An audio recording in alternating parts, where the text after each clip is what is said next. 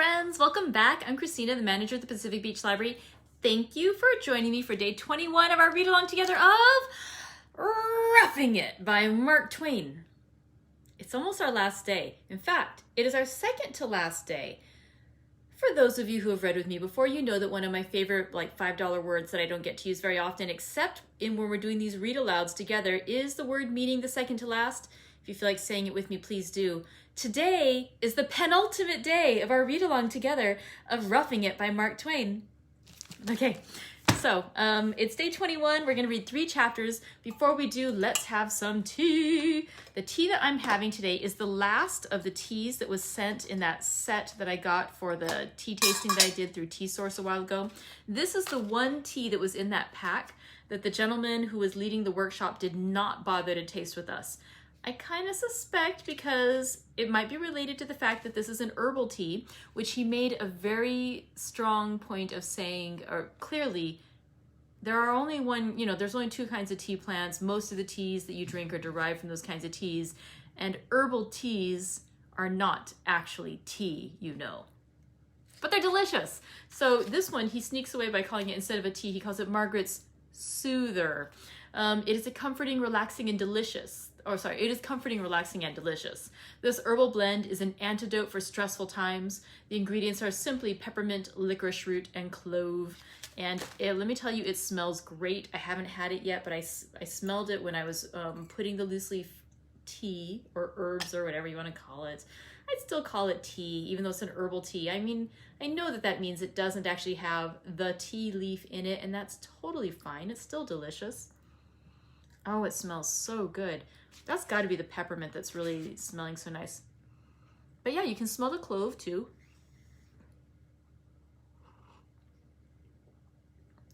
Ooh, that is really good. Oh. That's nice. That is really nice. It reminds me a little bit of the Sleepy Time tea from Celestial Seasonings. But I think it actually has a bit more flavor to it. I mean, that's really nice. Wow, that's good.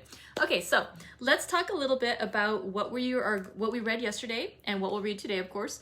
And in the middle there, I'm just going to squeeze, or right before we get into that, I'm just going to say, please, if you have not yet RSVP'd to attend Monday's tea party, and if you would like to share your thoughts and discuss things that popped up in your mind as we've been reading Roughing It together, that's a great time to do it. So go ahead and sign up that you would like to attend. The link is actually in the invitation, so you should just be able to click on that.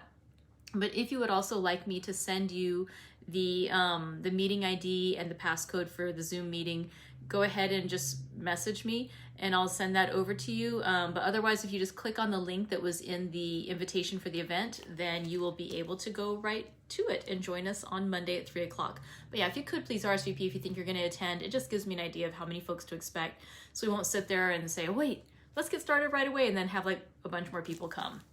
That would be amazing if that actually happened. All right, so let's go ahead and talk about what we read yesterday. Yesterday we read 4 chapters, 69 to 72. And let's see, in chapter 69, he went from the island of Oahu to the island, he was calling it the island of Hawaii, so what we tend to refer to now as the Big Island. And it was actually kind of neat because they had a huge distance of 150 miles to travel. Took them a few days. They were sleeping, or they had to sleep overnight on the schooner. There were passengers there. There were crows crowing. There was a lot of adventure going on. And nowadays you would just take that little, when those little, what do you call those little flights? The short flights. Are they puddle jumpers? Is that what it is? But the little flights that go from just the inter-island flights. But yeah, they're really nice. And they're very fast. And so yeah, this idea of taking a couple days to go from Oahu over to the Big Island is just rather sweet. He has some description of once they get to the Big Island, how amazing it is, that there's the big mountain of Mauna Loa, and that you can see almost all the different kinds of climates going down because it's such a big mountain. So snow all the way down to tropically warm the entire time. He talks about how they visited this plantation, and there was some gentleman there who was considered to be rather demented. and he believed he was having some correspondence with Horace Greeley. What was kind of fascinating about it, I thought, was just they show this drawing of the note which Horace Greeley reportedly sent to this gentleman, and it is rather unintelligible.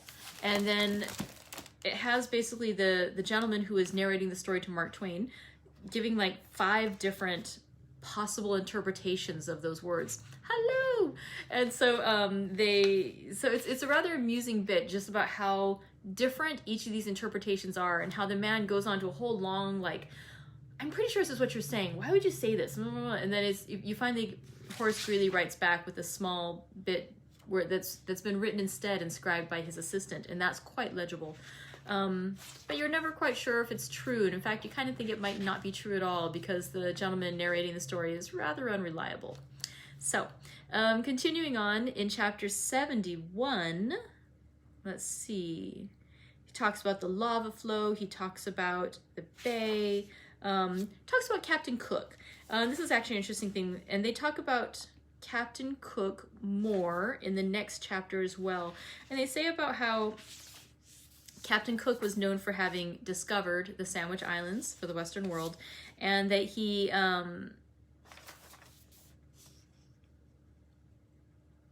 was believed by the natives to be a god because they were expecting the god Lono to someday return to the islands. And so he saw this man, and he came when there were rainbows like around him, and so it looked like he was like lit up brightly like a god. And so they honored him as such. And then eventually Mark Twain says, like he talks about like this area where they had a marker as a tribute, kind of like, this is a spot where Captain Cook came to the islands, this is a spot where Captain Cook was killed. And at first he says these things like, sort of like, wow, poor Captain Cook, he was killed by these natives.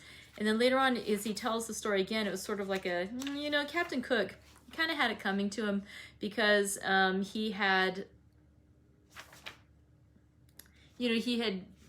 arrived in the islands, been treated well by the natives, and he kept asking for more and more, and he had killed some of the natives, but they were still putting up with it. And then he was doing this one thing, and then he had a slight injury, and after the slight injury he groaned, and when he groaned, the natives realized this cannot be a god, this is a man like us. If he can feel pain, he is not a god.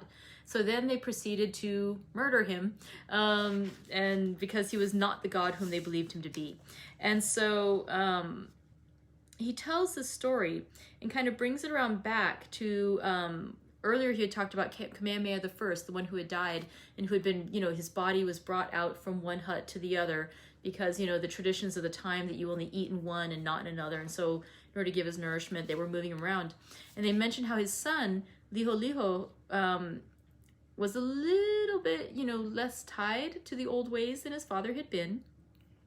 And that the Queen Dowager had been his assistant in government, Kaahumanu, and again, forgive me please for all the mispronunciations I've done. And it says basically, Kaahumanu felt that the women, rightfully so, she felt that the women were not equal in the traditional Hawaiian society. And so she was hoping that if they could show that the taboo is not binding, that the strictures that they lived under, like women can't eat with the men or else, the gods will punish us. And that women, needn't go to another hut, a couple days a month, or else the gods will punish us. And that, these different things that would happen, or else the gods would punish us, that it was kind of not really true. And so she pushed Liho, who was drinking whiskey, to sort of like break a taboo. And when he broke a taboo by, I believe he sat down with the women. That's right, he sat with the women and he ate with the women. And so multiple taboos broken at that moment. And the people saw that their king did this thing and that he was not punished immediately by the gods. And with that signaled the people to just switch their thinking, that the taboos were not binding. Therefore, the gods' power, to protect them also could not be binding. And so, they needn't worship these gods if they could be punished nor protected by them, And so the pagan priests were upset and they had a battle. And in the battle led by the pagan priests, they lost against the other ones, the royalists. And so They were excited to have no religion, but then shortly after that, at just that moment, the ships from the Christian missionaries arrived on the islands. And so he said it was like, and the gospel was planted as in a virgin soil, because they had just before then lost faith with their old traditional gods. And so they were open to considering this new Christian God. All right, so that's where we left off yesterday. Today we're just going to read 3 chapters, and then tomorrow will be our last day of Roughing It. Ooh, it's so exciting. Let's go ahead and start chapters 73 to 75 of Roughing It by Mark Twain. 73. At noon, we hired a Kanaka to take us down to the ancient ruins at Hona'u in his canoe. Price $2, reasonable enough for a sea voyage of 8 miles, counting both ways. The native canoe is an irresponsible-looking contrivance. I cannot think of anything to liken it to but a boy's sled runner hollowed out, and that does not quite convey the correct idea. It is about 15 feet long, high, and pointed at both ends, is 1.5 feet or 2 feet deep, and so narrow that if you wedged a fat man into it, you might not get him out again. It sits on top of the water like a duck, but it has an outrigger and does not upset easily if you keep still. This outrigger is formed of 2 long bent sticks like plow handles, which project from one side, and to their outer ends is bound a curved beam composed of an extremely light wood which skims along the surface of the water and thus saves you from an upset on that side, while the outrigger's weight is not so easily lifted as to make an upset on the other side a thing to be greatly feared. Still, until one gets used to sitting perched upon this knife blade, he is apt to reason within himself that it would be more comfortable if there were just an outrigger or so on the other side also. I had the bow seat, the bow seat, and Billings sat amidships and faced the Kanaka, who occupied the stern of the craft and did the paddling. With the first stroke, the trim shell of a thing shot out from the shore like an arrow. There was not much to see. While we were on the shallow water of the reef, it was pastime to look down into the limpid depths at the large bunches of branching coral, the unique shrubbery of the sea. We lost that, though, when we got out into the dead blue water of the deep. But we had the picture of the surf then, dashing angrily against the crag-bound shore and sending a foaming spray high into the air. There was interest in this beetling border, too, for it was honeycombed with quaint caves and arches and tunnels, and had a rude semblance of the dilapidated architecture of ruined keeps and castles rising out of the restless sea. When this novelty ceased to be a novelty, we turned our eyes shoreward and gazed at the long mountain with its rich green forests, stretching up into the curtaining clouds, and at the specks of houses in the rearward distance, and the diminished schooner riding sleepily at anchor. And when these grew tiresome, we dashed boldly into the midst of a school of huge, beastly porpoises engaged at their eternal game of arching over a wave and disappearing, and then doing it over again and keeping it up, always circling over in that way like so many well-submerged wheels. But the porpoises wheeled themselves away, and then we were thrown upon our own resources. It did not take many minutes to discover that the sun was blazing like a bonfire and that the weather was of a melting temperature. It had a drowsing effect, too.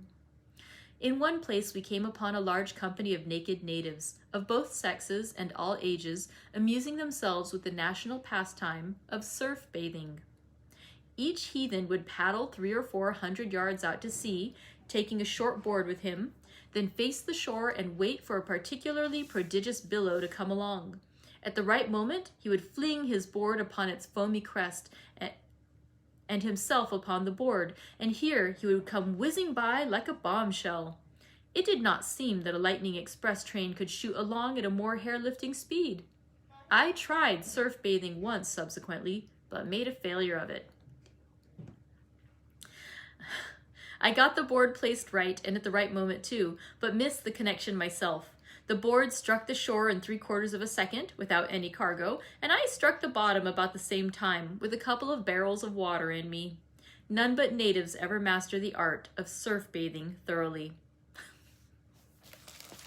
The little picture is here, and the caption says, "Surf bathing failure." At the end of an hour, we had made the 4 miles and landed on a level point of land, upon which was a wide extent of old ruins, with many a tall coconut tree growing among them.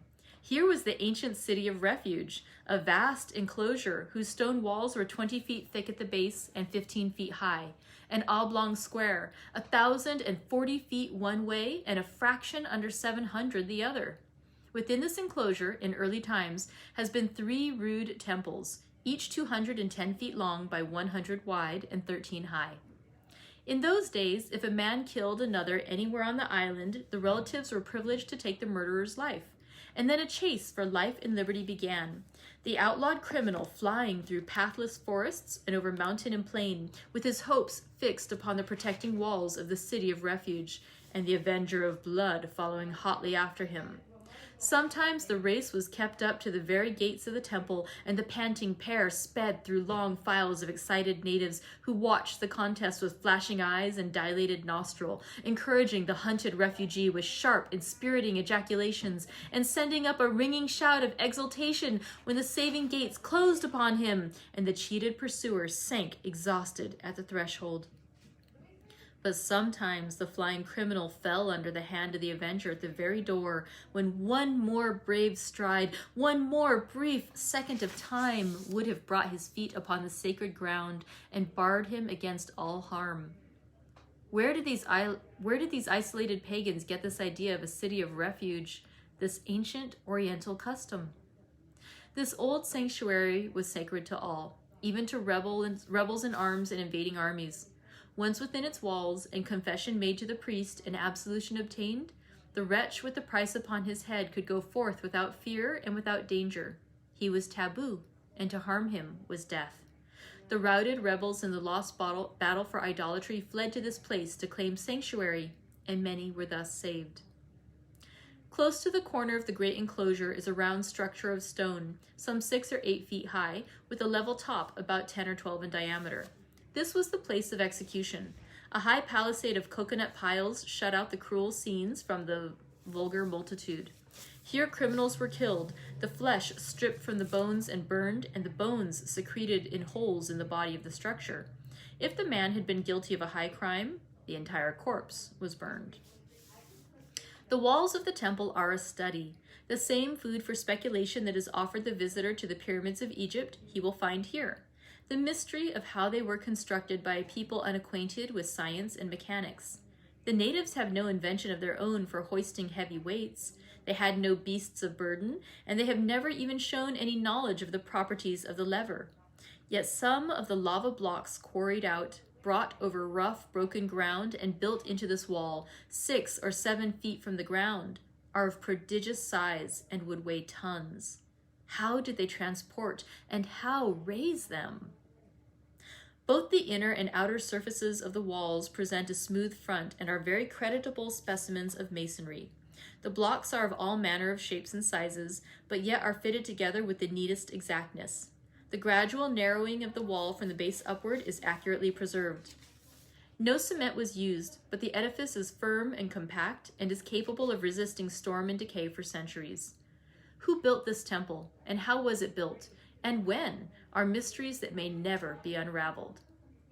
Outside of these ancient walls lies a sort of coffin-shaped stone, 11 feet 4 inches long and 3 feet square at the small end. It would weigh a few thousand pounds, which the high chief who held sway over this district many centuries ago brought thither on his shoulder one day to use as a lounge. This circumstance is established by the most reliable traditions. He used to lie down on it in his indolent way and keep an eye on his subjects at work for him and see that there was no soldiering done. And no doubt there was not any done to speak of, because he was a man of that sort of build that incites to attention to business on the part of an employee. He was 14 or 15 feet high. When he stretched himself at full length on his lounge, his legs hung down over the end, and when he snored, he woke the dead. These facts are all attested by irrefragable tradition. On the other side of the temple is a monstrous 7-ton rock, 11 feet long, 7 feet wide, and 3 feet thick. It is raised a foot or a half, it is raised a foot or a foot and a half above the ground and rests upon half a dozen little stony pedestals. The same old 14-footer brought it down from the mountain merely for fun. He had his own notions about fun, and propped it up as we find it now, and as others may find it a century hence, for it would take a score of horses to budge it from its position. They say that 50 or 60 years ago, the proud queen Kaahumanu used to fly to this rock for safety whenever she had been making trouble with her fierce husband, and hide under it until his wrath was appeased. But these Kanakas will lie, and this statement is one of their ablest efforts. For Kaahumanu was 6 feet high. She was bulky. She was built like an ox, and she could no more have squeezed herself under that rock than she could have passed between the cylinders of a sugar mill. What could she gain by it, even if she succeeded? To be chased and abused by a savage husband could not be otherwise than humiliating to her high spirit, yet it could never make her feel so flat as an hour's repose under that rock would.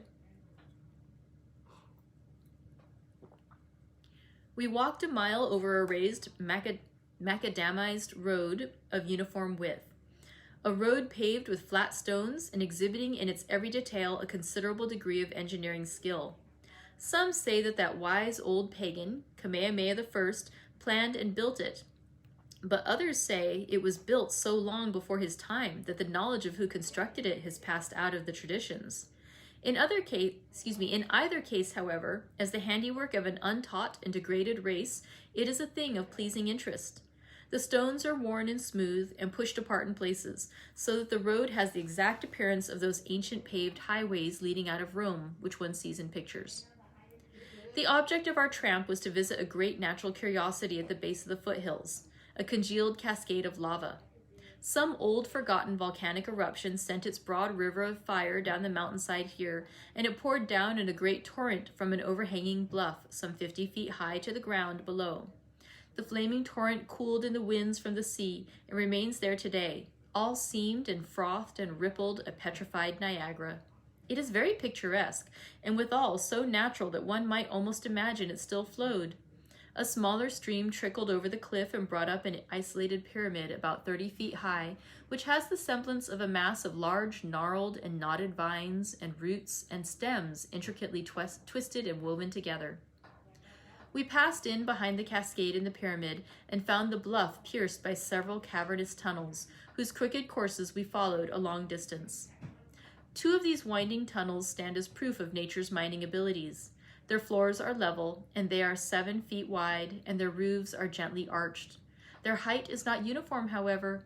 We passed through one 100 feet long, which leads through a spur of the hill and opens out well up in the sheer wall of a precipice whose foot rests in the waves of the sea. It is a commodious tunnel, except that there are occasional places in it where one must stoop to pass under. The roof is lava, of course, and is thickly studded with little lava-pointed icicles an inch long, which hardened as they dripped.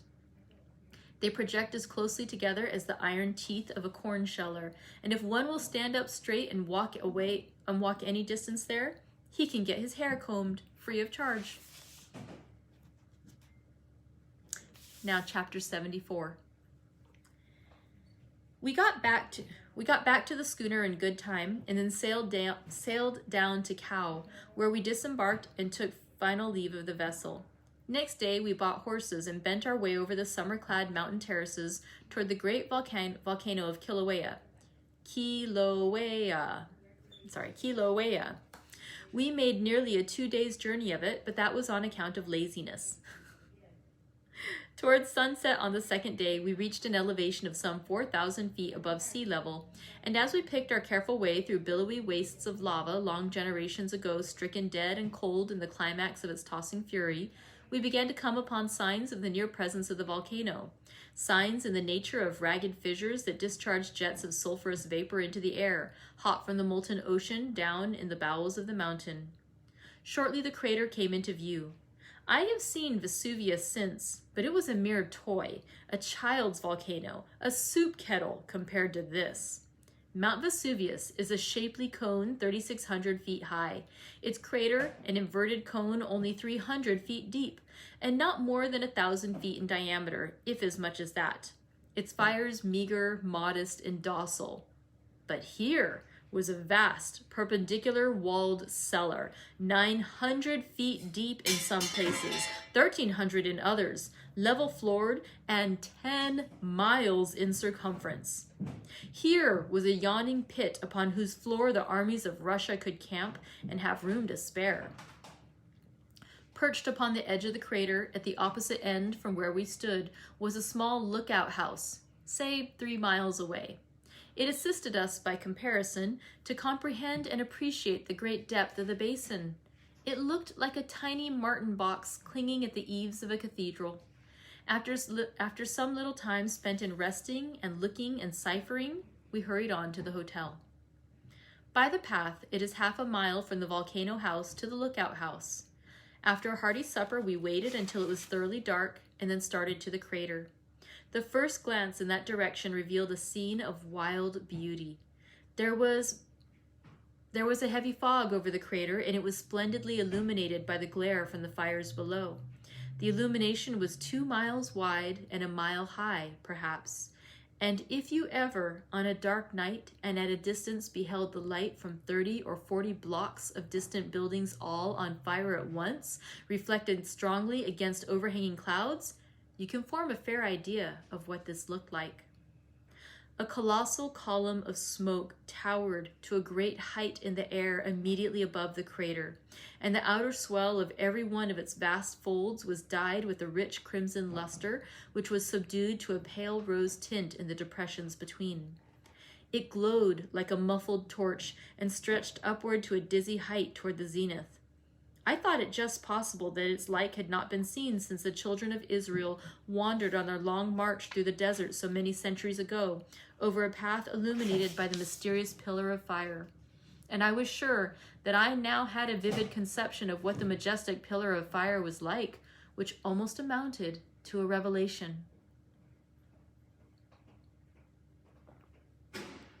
Arrived at the little thatched lookout house, we rested our elbows on the railing in front and looked abroad over the wide crater and down over the sheer precipice at the seething fires beneath us. The view was a startling improvement on my daylight experience. I turned to see the effect on the balance of the company and found the reddest-faced set of men I almost ever saw. In the strong light, every countenance glowed like red-hot iron. Every shoulder was suffused with crimson and shaded rearward into dingy, shapeless obscurity. The place below looked like the infernal regions, and these men like half-cooled devils just come up on a furlough. I turned my eyes upon the volcano again. The cellar was tolerably well lighted up. For 1.5 miles in front of us and 1/2 mile on either side, the floor of the abyss was magnificently illuminated. Beyond these limits, the mists hung down their gauzy curtains and cast a deceptive gloom over all that made the twinkling fires in the remote corners of the crater seem countless leagues removed, made them seem like the campfires of a great army far away. Here was room for the imagination to work. You could imagine those lights the width of a continent away, and that hidden under the intervening darkness were hills and winding rivers and weary wastes of plain and desert, and even then the tremendous vista stretched on and on and on to the fires and far beyond. You could not compass it. It was the idea of eternity made tangible, and the longest end of it made visible to the naked eye. The greater part of the vast floor of the desert under us was as black as ink, and apparently smooth and level, but over 1 mile square of it was ringed and streaked and striped with 1,000 branching streams of liquid and gorgeously brilliant fire. It looked like a colossal railroad map of the state of Massachusetts done in chain lightning on a midnight sky. Imagine it. Imagine a coal-black sky shivered into a tangling network of angry fire. Here and there were gleaming holes 100 feet in diameter, broken in the dark crust, and in them the melted lava. The color, a dazzling white, just tinged with yellow, was boiling and surging furiously, and from these holes branched numberless bright torrents in many directions, like the spokes of a wheel, and kept a tolerably straight course for a while, and then swept round in huge rainbow curves, or made a long succession of sharp, worm-fence angles, which looked precisely like the fiercest jagged lightning. These streams met other streams, and they mingled with and crossed and recrossed each other in every conceivable direction, like skate tracks on a popular skating ground. Sometimes streams 20 or 30 feet wide flowed from the holes to some distance without dividing, and through the opera glasses we could see that they ran down small, steep hills and were genuine cataracts of fire, white at their source, but soon cooling and turning to the richest red, grained with alternate lines of black and gold. Every now and then masses of the dark crust broke away and floated slowly down these streams like rafts down a river. Occasionally the molten lava flowing under the superincumbent crust broke through, split a dazzling streak from 500 to 1,000 feet long, like a sudden flash of lightning, and then acre after acre of the cold lava parted into fragments, turned up edgewise like cakes of ice when a great river breaks up, plunged downward, and were swallowed in the crimson cauldron. Then the wide expanse of the thaw maintained a ruddy glow for a while, but shortly cooled and became black and level again. During a thaw, every dismembered cake was marked by a glittering white border, which was superbly shaded inward by aurora borealis rays, which were a flaming yellow where they joined the white border, and from thence toward their points tapered into glowing crimson, then into a rich pale carmine, and finally into a faint blush that held its own a moment and then dimmed and turned black. Some of the streams preferred to mingle together in a tangle of fantastic circles, and then they looked something like the confusion of ropes one sees on a ship's deck when she has just taken in sail and dropped anchor, provided one can imagine those ropes on fire. Through the glasses, the little fountains scattered about looked very beautiful.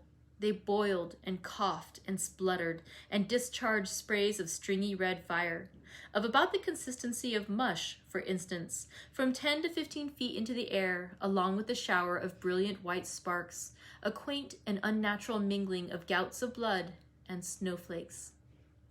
We had circles and serpents and streaks of lightning all twined and wreathed and tied together, without a break throughout an area more than a mile square. The amount of ground was covered, though it was not strictly square.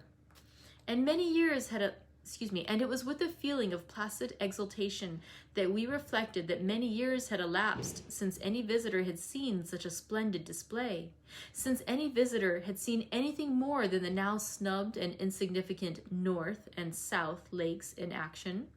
We had been reading old files of Hawaiian newspapers and the record book at the Volcano House, and were posted.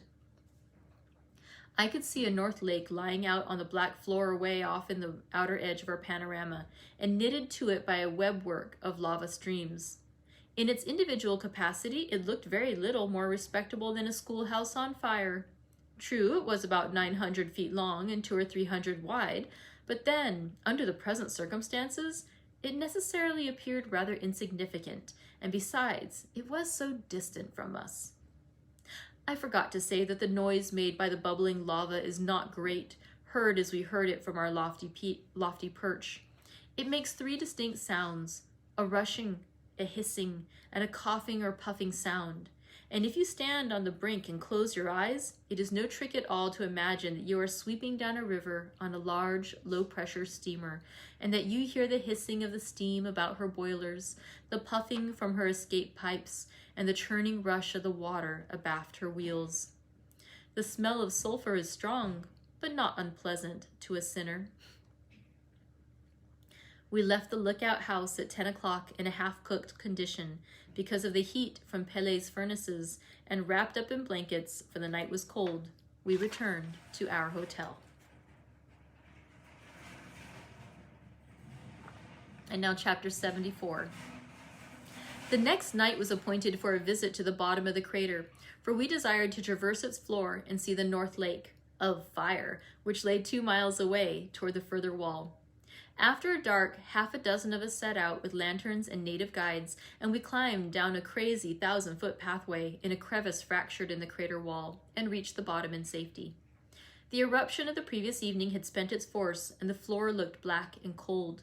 But when we ran out upon it, we found it hot yet to the feet, and it was likewise riven with crevices which revealed the underlying fires gleaming vindictively. A neighboring cauldron was threatening to overflow, and this added to the dubiousness of the situation. So the native guides refused to continue the venture, and then everybody deserted, except a stranger named Marlette. He said he had been in the crater a dozen times in daylight and believed he could find his way through it at night. He thought that a run of 300 yards would carry us over the hottest part of the floor and leave us our shoe soles. His pluck gave me backbone. We took one lantern and instructed the guides to hang the other to the roof of the lookout house to serve as a beacon for us in case we got lost. And then the party started back up the precipice, and Marlette and I made our run. We skipped over the hot floor and over the red crevices with brisk dispatch and reached the cold lava safe, but with pretty warm feet. Then we took things leisurely and comfortably, jumping tolerably wide and probably bottomless chasms, and threading our way through picturesque lava upheavals with considerable confidence. When we got fairly away from the cauldrons of boiling fire, we seemed to be in a gloomy desert, and a suffocatingly dark one, surrounded by dim walls that seemed to tower to the sky. The only cheerful objects were the glinting stars high overhead. By and by, Marlette shouted, "Stop!" I never stopped quicker in my life. I asked what the matter was. He said we were out of the path. He said we must not try to go on till we found it again, for we were surrounded with beds of rotten lava through which we could easily break and plunge down 1,000 feet. I thought 800 would answer for me and was about to say so, when Marlette partly proved his statement by accidentally crushing through and disappearing to his armpits. He got out, and we hunted for the path with the lantern. He said there was only one path and that it was but vaguely defined. We could not find it. The lava surface was all alike in the lantern light, but he was an ingenious man. He said it was not the lantern that had informed him that we were out of the path, but his feet. He had noticed a crisp grinding of fine lava needles under his feet, and some instinct reminded him that in the path, these were all worn away. So he put the lantern behind him and began to search with his boots instead of his eyes. It was good sagacity. The first time his foot touched a surface that did not grind under it, he announced that the trail was found again, and after that we kept up a sharp listening for the rasping sound, and it always warned us in time.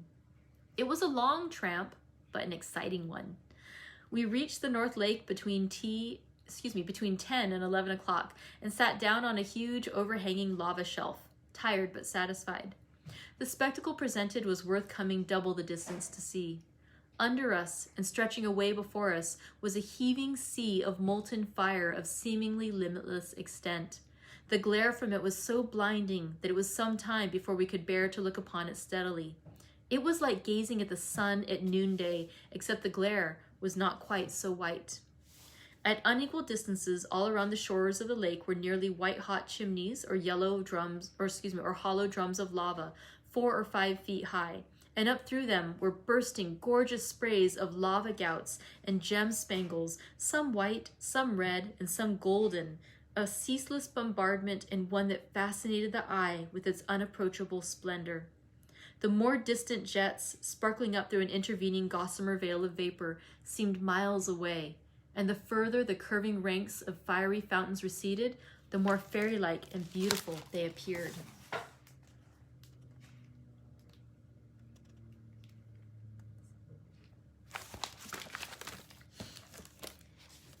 Now and then the surging bosom of the lake under our noses would calm down ominously and seem to be gathering strength for an enterprise, and then all of a sudden a red dome of lava of the bulk of an ordinary dwelling would heave itself aloft like an escaping balloon, then burst asunder, and out of its heart would flit a pale green film of vapor and float upward and vanish in the darkness. A released soul soaring homeward from captivity with the damned, no doubt. The crashing plunge of the ruined dome into the lake again would send a world of seething billows lashing against the shores and shaking the foundations of our perch. By and by, a loosened mass of the hanging shelf we sat on tumbled into the lake, jarring the surroundings like an earthquake and delivering a suggestion that may have been intended for a hint and may not. We did not wait to see.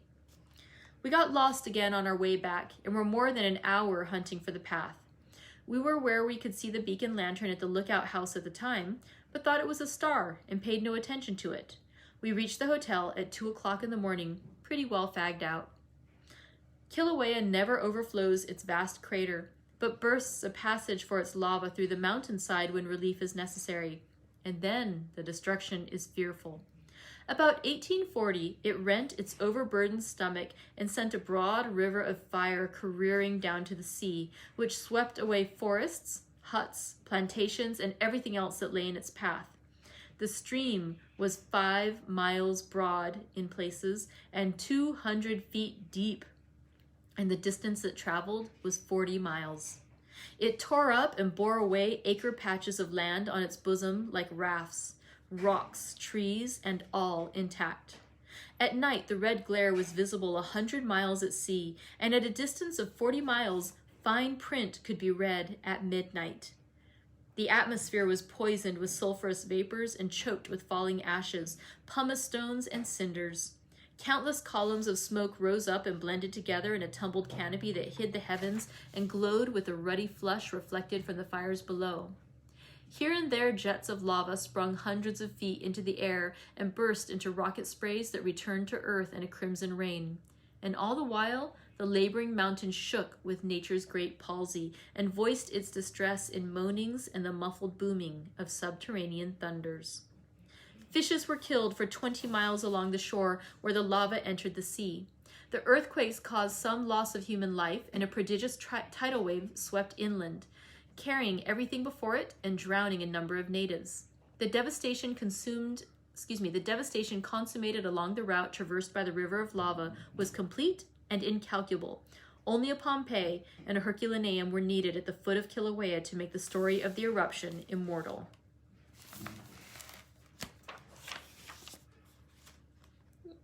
You know, it's rather early yet. I think we have time for one more chapter, and that way tomorrow it'll leave us a little more time to talk. So I'm going to go ahead and just read one more chapter. Yay, bonus chapter 76. All right, let's read chapter 76 now of Roughing It by Mark Twain. We rode horseback all around the island of Hawaii, the crooked road making the distance 200 miles, and enjoyed the journey very much. We were more than a week making the trip because our Kanaka horses would not go by a house or a hut without stopping. Whip and spur could not alter their minds about it, and so we finally found that There's an important teams branch manager meeting at 4 o'clock. So. Thank you. Sorry about that. Let's go back to that sentence. We were more than a week making the trip because our Kanaka horses would not go by a house or a hut without stopping. Whip and spur could not alter their minds about it, and so we finally found that it economized time to let them have their way. Upon inquiry, the mystery was explained. The natives are such thoroughgoing gossips that they never pass a house without stopping to swap news, and consequently, their horses learn to regard that sort of thing as an essential part of the whole duty of man, and his salvation not to be compassed without it, or compassed without it. However, at a former crisis of my life, I had once taken an aristocratic young lady out driving behind a horse that had just retired from a long and honorable career as the moving impulse of a milk wagon. And so this present experience awoke a reminiscent sadness in me in place of the exasperation more natural to the occasion. I remembered how helpless I was that day and how humiliated. How ashamed I was of having intimated to the girl that I had always owned the horse and was accustomed to grandeur. How hard I tried to appear easy and even vivacious under suffering that was consuming my vitals. How placidly and maliciously the girl smiled and kept on smiling while my hot blushes baked themselves into a permanent blood pudding in my face. How the horse ambled from one side of the street to the other and waited complacently before every third house, 2 minutes and a quarter, while I belabored his back and reviled him in my heart. How I tried to keep him from turning corners and failed. How I moved heaven and earth to get him out of town and did not succeed. How he traversed the entire settlement and delivered imaginary milk at 162 different domiciles, and how he finally brought up at a dairy depot and refused to budge further. thus rounding and completing the revealment of what the plebeian service of his life had been. How, in eloquent silence, I walked the girl home, and how, when I took leave of her, her parting remark scorched my soul and appeared to blister me all over. She said that She said that my horse was a fine, capable animal, and I must have taken great comfort in him in my time. But that if I would take along some milk tickets, next time and appeared to deliver them at the various halting places, it might expedite his movements a little. There was a coolness between us after that. In one place in the island of Hawaii, we saw a laced and ruffled cataract of limpid water leaping from a sheer precipice 1,500 feet high. But that sort of scenery finds its staunchest ally in the arithmetic rather than in spectacular effect. If one desires to be so stirred by a poem of nature wrought in the happily commingled graces of picturesque rocks, glimpsed distances, foliage, color, shifting lights and shadows, and falling water, that the tears almost come into his eyes, so potent is the charm exerted, he need not go away from America to enjoy such an experience. The Rainbow Fall in Watkins Glen, New York, on the Erie Railway is an example.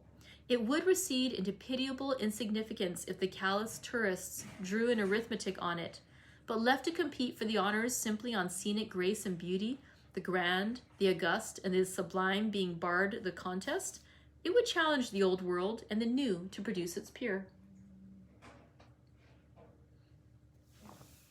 In one locality on our journey, we saw some horses that had been born and reared on top of the mountains, above the range of running water, and consequently they had never drank that fluid in their lives, but had been always accustomed to quenching their thirst by eating dew-laden or shower-wetted leaves.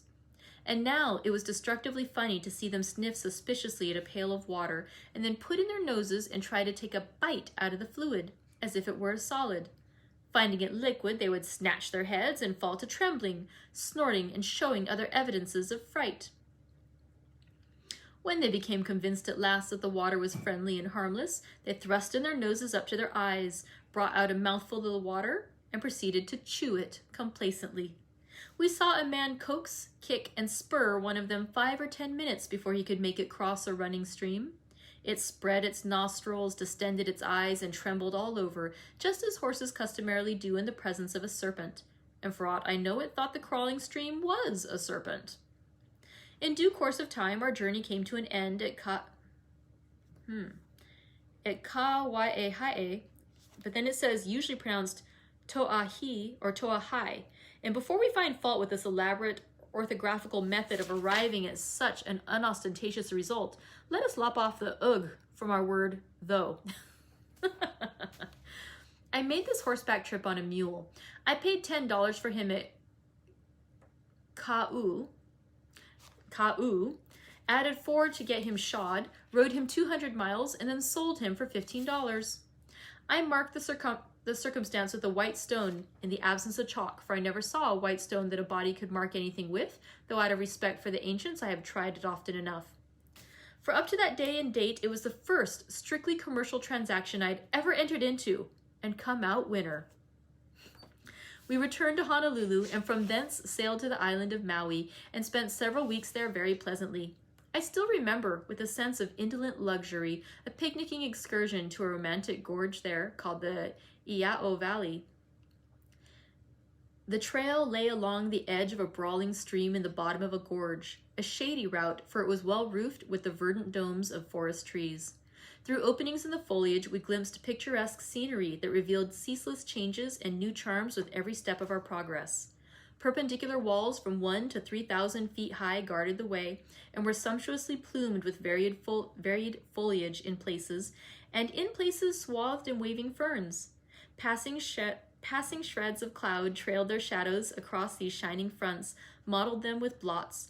Billowy masses of white vapor hid the turreted summits, and far above the vapor swelled a background of gleaming green crags and cones that came and went through the veiling mists, like islands drifting in a fog.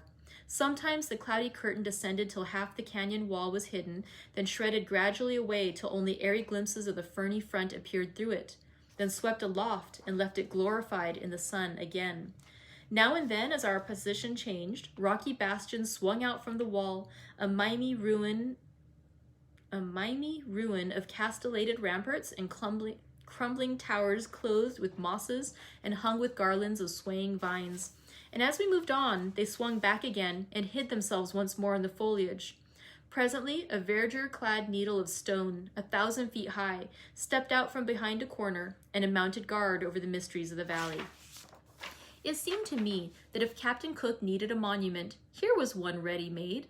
Therefore, why not put up his sign here and sell out the venerable coconut stump? But the chief pride of Maui is her dead volcano of Haleakala, which means, translated, the House of the Sun. We climbed 1,000 feet up the side of this isolated colossus one afternoon, then camped, and next day climbed the remaining 9,000 feet and anchored in the summit, where we built a fire and froze and roasted by turns all night. With the first pallor of dawn, we got up and saw things that were new to us. Mounted on a commanding pinnacle, we watched nature work her silent wonders. The sea was spread abroad on every hand, its tumbled surface seeming only wrinkled and dimpled in the distance. A broad valley below appeared like an ample checkerboard, its velvety green sugar plantations alternating with dun squares of barrenness and groves of trees diminished to mossy tufts. Beyond the valley were mountains picturesquely grouped together, but bear in mind, we fancied that we were looking up at these things, not down. We seemed to sit in the bottom of a symmetrical bowl 10,000 feet deep, with the valley and the skirting sea lifted away into the sky above us. It was curious, and not only curious, but aggravating, for it was having our trouble all for nothing, to climb 10,000 feet toward heaven and then have to look up at our scenery. However, we had to be content with it and make the best of it, for all we could do, we could not coax our landscape down out of the clouds. Formerly, when I had read an article in which Poe treated of the singular fraud perpetrated upon the eye by isolated great altitudes, I had looked upon the matter as an invention of his own fancy. I have spoken of the outside view, but we had an inside one too. That was the yawning dead crater into which we now and then tumbled rocks, half as large as a barrel, from our perch, and saw them go careering down the almost perpendicular sides, bounding 300 feet at a jump, kicking up dust clouds wherever they struck, diminishing to our view as they sped further into the distance, growing invisible finally, and only betraying their course by faint little puffs of dust, and coming to a halt at last in the bottom of the abyss, 2,500 feet down from where they started. It was magnificent sport. We wore ourselves out at it.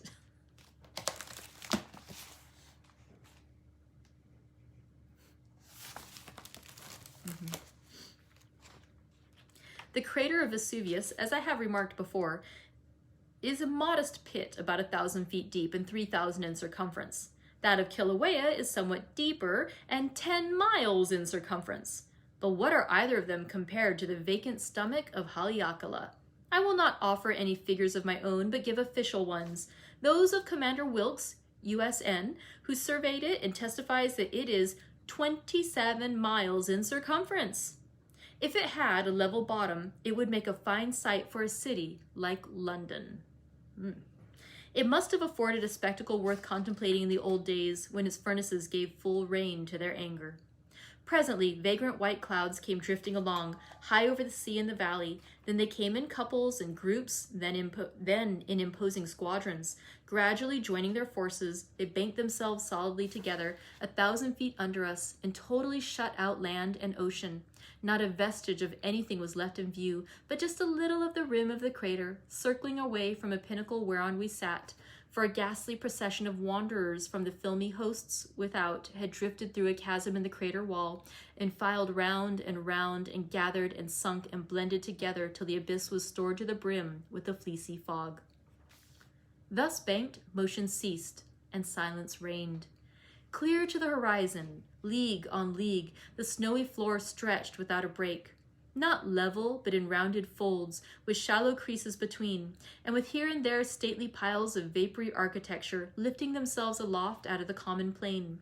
some near at hand, some in the middle distances, and others relieving the monotony of remote solitudes.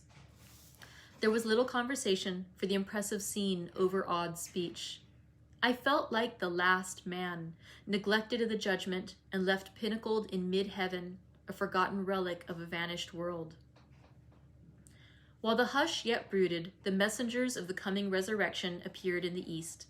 A growing warmth suffused the horizon, and soon the sun emerged and looked out over the cloud waste, flinging bars of ruddy light across it, staining its folds and billow caps with blushes, purpling the shaded troughs between, and glorifying the massy vapor palaces and cathedrals with a wasteful splendor in all blendings and combinations of rich coloring.